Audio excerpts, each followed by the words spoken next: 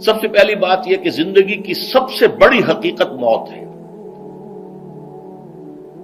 ہم بھلائے رکھتے ہیں، اپنے ذہن سے اسے دور رکھتے ہیں، لیکن واقعہ یہ ہے کہ زندگی کی سب سے بڑی حقیقت موت ہے. خدا کے منکر پیدا ہوئے ہیں، لیکن موت کا انکار کرنے والا تو کوئی پیدا نہیں ہوا. اس لیے میں نے آیت آپ کو سنائی، کل نفس ذائقۃ الموت، ہر سی نفس کو موت کا مزہ چکھنا ہے، ہر جاندار کو موت کا مزہ چکھنا ہے. ثم الینا ترجعون، پھر ہماری طرف لوٹا دیے جاؤ. تو زندگی کی سب سے اہم حقیقت موت، اور موت کے بعد رجوع الی اللہ، آخرت، یہ سب سے بڑی حقیقت ہے. ایک حقیقت سب مانتے ہیں، سب جانتے ہیں، دوسری حقیقت کے اوپر پردہ پڑا ہوا ہے. میں نے اس اعتبار سے نوٹ کیا، یہ الفاظ قرآن میں 3 مرتبہ ہے. کل نفس ذائقۃ الموت، ہر جاندار کو موت کا مزہ چکھنا ہے.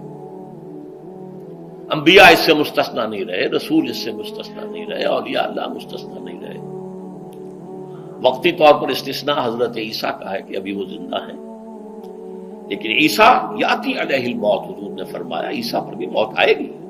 جب دوبارہ آئیں گے، زمین پر اتریں گے، پھر اس کے بعد ان پر موت وارد ہوگی. ان کی نماز جنازہ پڑھی جائے گی، انہیں دفن کیا جائے گا حضور کے پہلو میں، شادی بھی کریں گے، اولاد بھی ہوگی. باقی تو یہ ہے کہ کل نفس ذائقۃ الموت، سب کو موت کا مزہ چکھنا ہے. عیسیٰ بھی بالآخر اس سے مستثنا نہیں رہیں گے.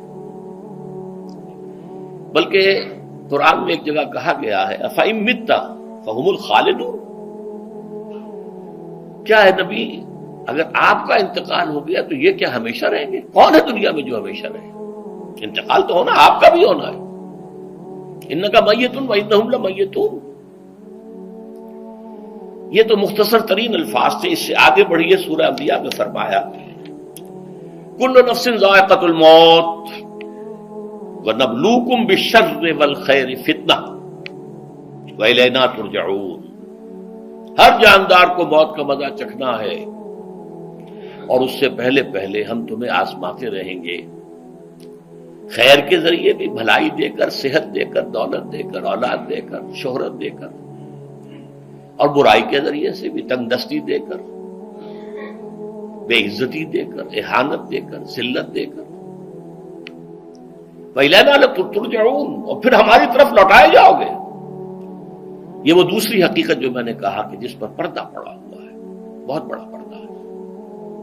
لوگ یہی سمجھتے ہیں کہ یہی دنیا کی زندگی ہے. قرآن کہتا ہے إِنَّ الدَّارَ الْآخِرَةَ لَهِيَ الْحَيَوَانُ لَوْ كَانُوا يَعْلَمُونَ. یہ تو آخرت والی زندگی ہے جو اصل زندگی ہے، کاش کہ انہیں معلوم ہوتا. اس سے بھی زیادہ تفصیل سے یہ آل عمران میں آئی ہے، كُلُّ نَفْسٍ ذَائِقَةُ الْمَوْتِ وَإِنَّمَا تُوَفَّوْنَ أُجُورَكُمْ يَوْمَ الْقِيَامَةِ. ہر جاندار کو موت کا مزہ چکھنا ہے، اور پھر تمہیں پورا پورا تمہارا اجر اور بدلہ دے دیا جائے گا قیامت کے دن. فَمَنْ زُحْزِحَ عَنِ النَّارِ وَأُدْخِلَ الْجَنَّةَ فَقَدْ فَازَ. جو کوئی آگ سے بچا لیا گیا اور جنت میں داخل کر دیا گیا، وہ تو کامیاب ہو گیا. اللہم ربنا اجعلنا منہم، اللہم ربنا اجعلنا منہم، اللہم ربنا اجعلنا منہم. وَمَا الْحَيَاةُ الدُّنْيَا إِلَّا مَتَاعُ الْغُرُورِ. اور دنیا کی زندگی تو سوائے دھوکے کے سامان کے اور کچھ نہیں ہے. دھوکہ کس معنی میں؟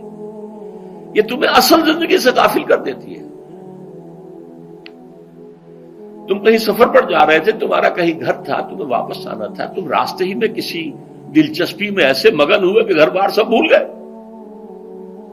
یہ تو تمہارا عارضی سا سفر تھا، تم نے اسی کو اپنی منزل بنا لیا، اپنا ٹھکانہ بنا لیا، تو دھوکہ دیا اس نے تمہیں. ویسے دنیا کی زندگی دھوکہ نہیں ہے، بڑی حقیقت ہے. اس لیے کہ حضور نے فرمایا انما الدنیا مزرعۃ الآخرہ. یہ دنیا آخرت کی کھیتی ہے، یہاں بو گے تو وہاں کاٹو گے، یہاں کچھ کمائی کرو گے تو وہاں اس کا بدلہ ملے گا. اس اعتبار سے دنیا بہت بڑی حقیقت ہے، ایک ایک لمحہ بہت بڑی قیمتی شے ہے. لیکن اگر یہ دنیا تمہیں آخرت سے غافل کر دے تو اس سے بڑا دھوکے باز ہو گئے. یہ اصل دجال ہے. میں نے تقریباً 60 برس کی عمر کو جب میں پہنچا تھا تو موت کا انتظار شروع کر دیا تھا. میرے قریبی احباب کو معلوم ہے، میں کہتا رہا، یہ بھی کہتا رہا کہ بھائی میں اپنے حصے کا کام کر چکا ہوں. جتنی صلاحیت اللہ نے دی تھی، جتنی بھی میرے اندر استعداد تھی، میں اس کو بھرپور طریقے پر استعمال کر چکا ہوں. دم واپسی برسرے راہ ہے عزیز و اب اللہ ہی اللہ ہے، یہ میرا معاملہ رہا ہے 60 برس کی عمر سے. اس کے بعد اللہ نے مزید 14 برس دیے ہیں. یہ نافلۃ لک کے درجے میں کہتا ہوں، اس کا اللہ کا عطیہ خصوصی ہے، نفل ہے. ہمیشہ کہتا رہا ہوں مسنون زندگی تو 61 برس ہے ہمارے حساب سے. علامہ اقبال کے بارے میں سنا ہے کہ رویا کرتے تھے کہ میری عمر حضور کی عمر سے زیادہ نہ ہو جائے. وہ 6 مہینے کم ہی رہی ہے حضور کی عمر سے.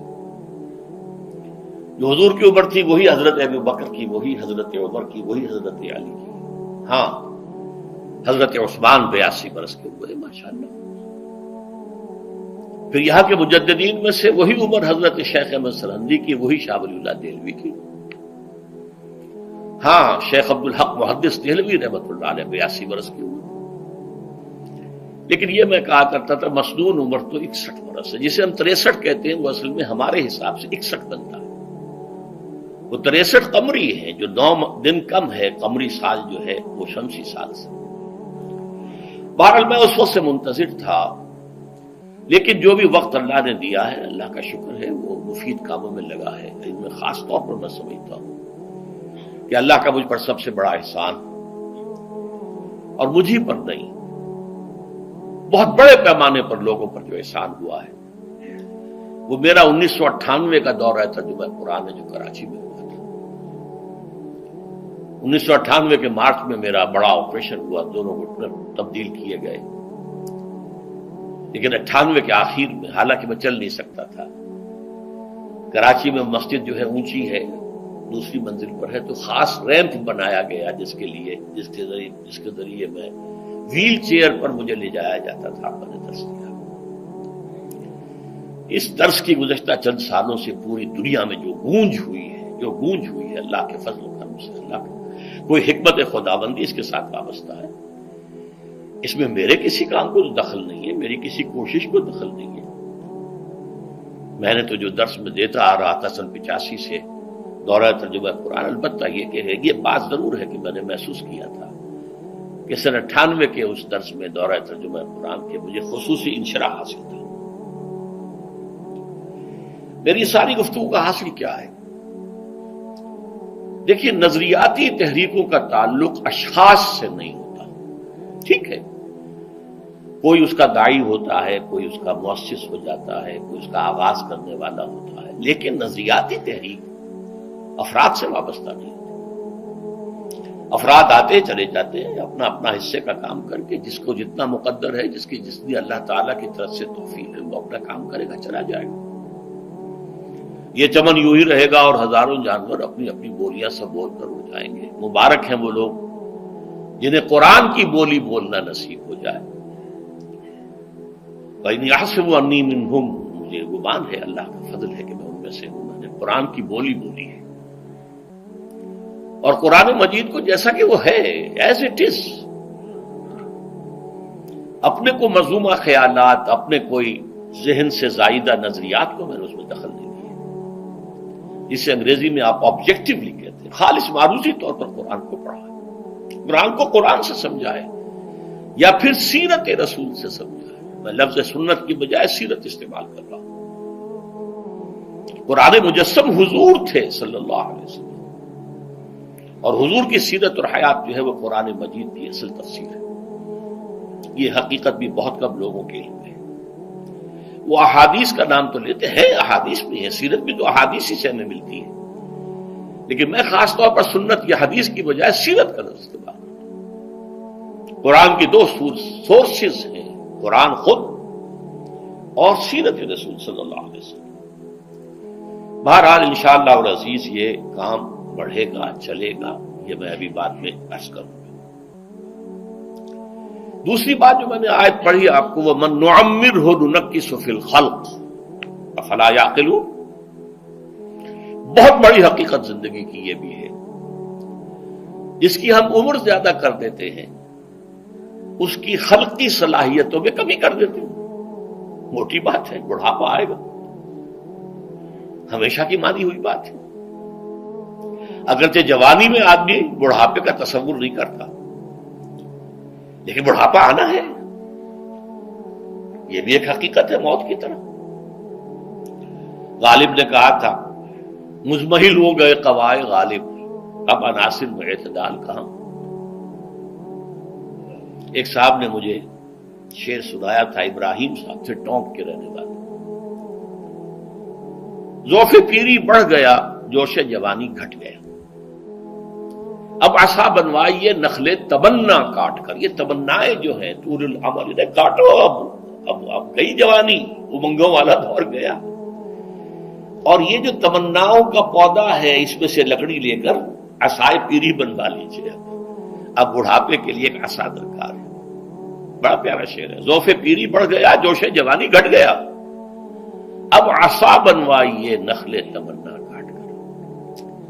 ابھی 2-3 دن ہوئے ہیں یہاں پر جو خانہ فرہنگ ایران ہے اس کے ڈائریکٹر آئے تھے، انہوں نے فارسی کا ایک شعر سنایا، بڑا پیارا شعر ہے. در جوانی گفتم کہ شعر شعر است اگرچہ پیر بود.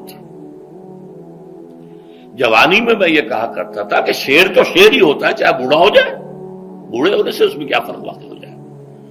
شعر شعر است گرچہ پیر بود. چوب پیری رسیدم، جب میں خود پیری اور بڑھاپے کو پہنچ گیا، دیدم، تو مجھے یہ بات نظر آئی کہ پیر پیر است گرچہ شعر بود. بوڑھا بوڑھا ہی ہوتا ہے چاہے وہ شعر ہی کیوں نہ ہو. تو یہ بڑھاپا جو ہے یہ زندگی کی دوسری بڑی حقیقت ہے. اس کا ایک اثر تو سب کو معلوم ہے، قوائے غالب جو میں نے کہا، بڑھاپے کا عام نتیجہ جسمانی ضعف، سب جانتے ہیں. لیکن مجھ پر اور کچھ اور لوگوں پر بھی خاص طور پر اس کا جو ایک اثر ہوتا ہے، یہ مجھ پر ہوا ہے، وہ ہے یادداشت کی کمزوری. اور یہ میں کئی سال سے محسوس کر رہا ہوں. میری پرانی یادداشت بڑی مضبوط ہے، قوی ہے، اس میں کہیں کوئی کمی نہیں ہے. لیکن ریسنٹ پاس کی چیزیں جو ہے، پچھلے 5-6 سال کے واقعات مجھے یاد نہیں رہتے. اشخاص سے ملا ہوں اور دیکھ کے پہچان لیتا ہوں، کئی بار ملاقات ہوئی ہے، نام یاد نہیں آتا. تاریخیں اور اشخاص کے نام کے اعتبار سے تو خاص طور پر کئی سال سے میری جو میموری ہے وہ امپیئرڈ ہے. اور میں محسوس کرتا رہا ہوں کچھ عرصے سے کہ عین تقریر کے دوران محسوس ہوتا بلیک آؤٹ ہو گیا، اور مجھے سلسلہ کلام جوڑنے کے لیے سوچنا پڑا. بعض اوقات 1000 کروڑ مرتبہ بولے ہوئے الفاظ غائب. اب چاہے کتنا ہی زور لگا لوں وہ لفظ یاد نہیں آئے گا. ہاں تھوڑی دیر کے بعد خود بخود یاد آ جائے گا. میرے اس آپریشن سے اب کچھ عرصہ پہلے تک جو میری تقریریں یہاں ہوئی ان میں بہت سے لوگوں نے نوٹ کیا. میری تقاریر میں اب وہ روانی نہیں رہی تھی. وہ جو کراس ریفرنسز آیا کرتے تھے، جس کی بنا پر ایک مولانا عبد الکریم پاریخ صاحب تھے ناگپور کے، انڈیا کے، مولانا علی میاں کے وہ خلفاء میں سے، انہوں نے تفسیر بھی لکھی ہے قرآن کی. وہ ایک مرتبہ لاہور آئے تھے تو مجھ سے بھی ملاقات ہوئی، میرا درس بھی سنا. پھر یہاں وہ ایک دینی ادارے میں گئے، وہاں میرے خلاف باتیں ہو رہی تھی. تو انہوں نے کہا بھائی اس شخص کی کیا بات کرتے ہو، اس کے سامنے تو معلوم ہوتا ہے کہ قرآن کھلا ہوا ہے، جہاں سے چاہے لے لے. پھول کھلے ہیں گلشن گلشن، لیکن اپنا اپنا دامن، تم کیا بات کر رہے ہو اس کے بارے میں. تو عبد الکریم پاریخ صاحب کی وہ جو تاثر تھا وہ صحیح تھا. کراس ریفرنسز کا آنا، القرآن یفسر بعضہ بعضا، اس میں بہت کمی آ گئی. بہرحال اس کے علاوہ تیسری چیز ہوتی ہے بڑھاپے میں ریزسٹنس کی کمی کی وجہ سے عوارض.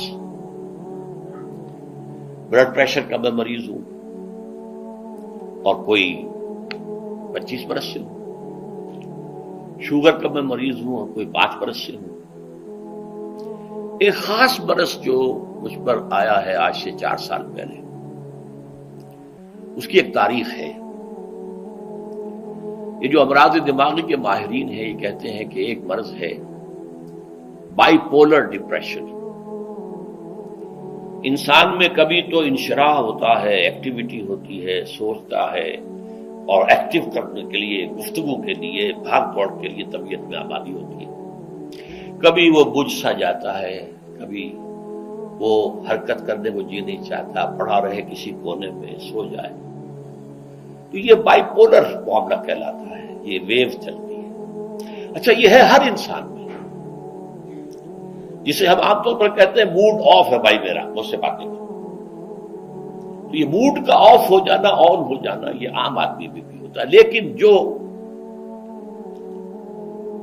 اللہ کے کسی فضل و کرم سے زیادہ ذہین ہو، زیادہ حساس ہو، ان میں پھر یہ جو ویو ہے یہ زیادہ اونچائی زیادہ نیچائی، زیادہ اونچائی زیادہ نیچائی، اور اس کو پھر ہم کہتے ہیں مرض، بائی پولر۔ یہ ہمارا خاندانی مرض ہے۔ والد صاحب کا تھا، بڑے بھائی اظہار احمد صاحب کو ہوا، میری بڑی ہمشیرہ کو ہوا۔ عام طور پر اس کی عمر ہوتی تھی 3 تجربے مجھے ہیں۔ والد صاحب کو 13 برس میں نے اٹینڈ کیا ہے اس بیماری میں، سن 52 سے 65 تک جب کہ ان کا انتقال ہوا۔ یہ عام طور پر شروع ہوتا ہے 50 برس کے لگ بھگ۔